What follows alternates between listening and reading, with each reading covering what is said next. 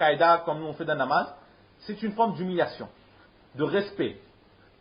Et lorsque on colle son corps et ses genoux avec notre interlocuteur, il va nous donner beaucoup plus d'attention. Et il va nous écouter beaucoup plus longtemps, parce qu'il va voir que cette personne qui est là a besoin de moi. C'est pour ça qu'il s'est approché de moi. Et s'il s'est collé contre moi, ça veut dire que vraiment, il est dans le besoin. Donc la raison pour laquelle il s'est collé avec le saint prophète sallallahu alayhi wa sallam pour montrer tout ça. Que au prophète d'Allah, je me mets devant toi avec humilité, avec respect. Mais accorde-moi toute ton attention. Écoute-moi, j'ai des choses à te demander. Et il colle, c'est exactement comme si on veut une réponse rapide. Quand par exemple, on parle avec quelqu'un et il ne nous écoute pas trop. Ben là, qu'est-ce qu'on fait? Tape un peu les épaules. Bon, touche un peu la main. Écoute un coup. Ben là aussi, pareil. Il est arrivé, il s'est collé devant le prophète sallallahu alayhi wa sallam. Justement, pour montrer au prophète sallallahu alayhi wa sallam qu'au prophète d'Allah, écoute-moi, tu es dans ton assemblée, certes, tu parlais certes, mais maintenant arrête un coup. Écoute un coup. Parce que là, j'ai quelque chose de très important à demander, je suis très pressé.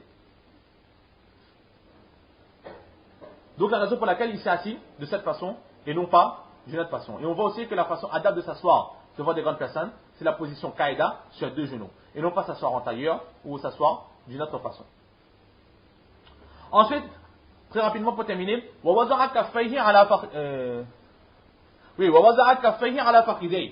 ensuite, la traduction qu'on a fait c'est quoi? Il a posé ses mains sur ses genoux. Il a posé ses mains sur ses genoux. Bon, il a posé ses mains.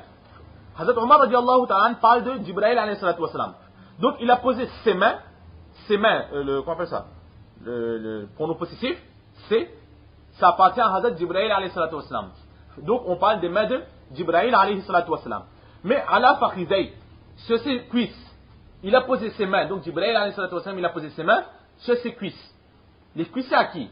Il a posé sur ses propres cuisses à lui-même, ou bien il a posé sur ses cuisses, c'est-à-dire les cuisses du Saint-Prophète sallallahu alayhi wa sallam. Ala fakhizay. Dans fakhizay, ses genoux et ses cuisses, cet adjectif possessif appartient à qui? À Jibreel alayhi salatu wa sallam, ou bien au Saint-Prophète sallallahu alayhi wa sallam. Ben, les deux possibilités. Il est possible que Jibreel alayhi salatu wa sallam, il s'est assis donc en position qaïda sur deux genoux, il a collé ses genoux avec ceux du Prophète sallallahu alayhi wa sallam, il a posé ses propres mains sur ses propres genoux. Et c'est une façon, la meilleure des façons, la façon la plus respectueuse pour un élève de s'asseoir devant un professeur. Ou alors il est possible de dire qu'il a posé carrément ses mains sur les cuisses du Saint-Prophète sallallahu alayhi wa sallam. Et dans les riwayat de Nasa'i Sharif, un kitab de hadith, les mots sont explicites. Que cet homme a posé ses deux mains sur les deux cuisses du Saint-Prophète sallallahu alayhi wa sallam. Donc nous voyons qu'il a posé ses mains sur les cuisses du Saint-Prophète sallallahu alayhi wa sallam. Ou une troisième solution, il est possible qu'au début, il a posé les mains sur les cuisses du Prophète sallallahu alayhi wa sallam. Mais ensuite, pour montrer au Saint-Prophète sallallahu alayhi wa sallam l'importance de ces questions, l'état d'urgence dans lequel il est, qu'il est pressé d'avoir ses réponses, il demande au Saint-Prophète sallallahu alayhi wa sallam toute son attention. Donc pour attirer encore plus son attention, il a déplacé ses mains, il a mis carrément sur les cuisses du Saint-Prophète sallallahu alayhi wa sallam. Comme on a dit tout à l'heure, pour interpeller quelqu'un pour qu'il nous écoute, il nous donne attention, on va le bouger un peu, taper un peu, écoutez un coup. Ben lui aussi il a mis carrément les mains sur les cuisses du Saint-Prophète sallallahu alayhi wa sallam pour lui dire au prophète d'Allah, écoute-moi avec attention, j'aimerais avoir ton opinion, bien tes réponses sur ces quelques questions que j'ai à te poser.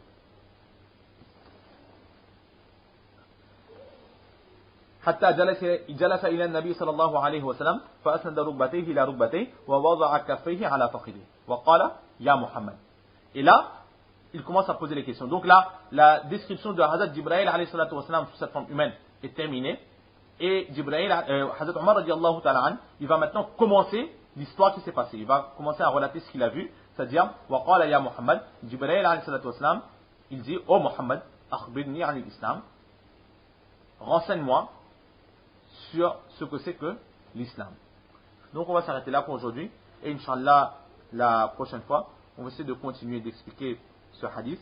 Donc Allah subhanahu wa ta'ala nous donne le tawfiq de comprendre ces quelques paroles, de surtout mettre en pratique et de propager. Bon, ça c'est un grand hadith, il est un peu grand, il est un peu long, donc au niveau de l'explication ça prend pas mal de temps. Mais au fur et à mesure qu'on va avancer, les hadiths sont beaucoup plus petits et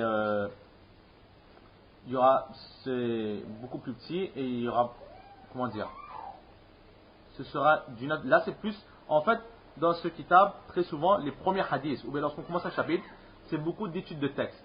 Ou bien, pour bien comprendre la chose, le contexte dans lequel on est. Et ensuite, l'auteur, il va emmener des hadiths beaucoup plus petits, parfois d'une ligne, de 2 lignes, etc., qui sont beaucoup plus faciles à comprendre et qui sont beaucoup plus faciles aussi à mémoriser.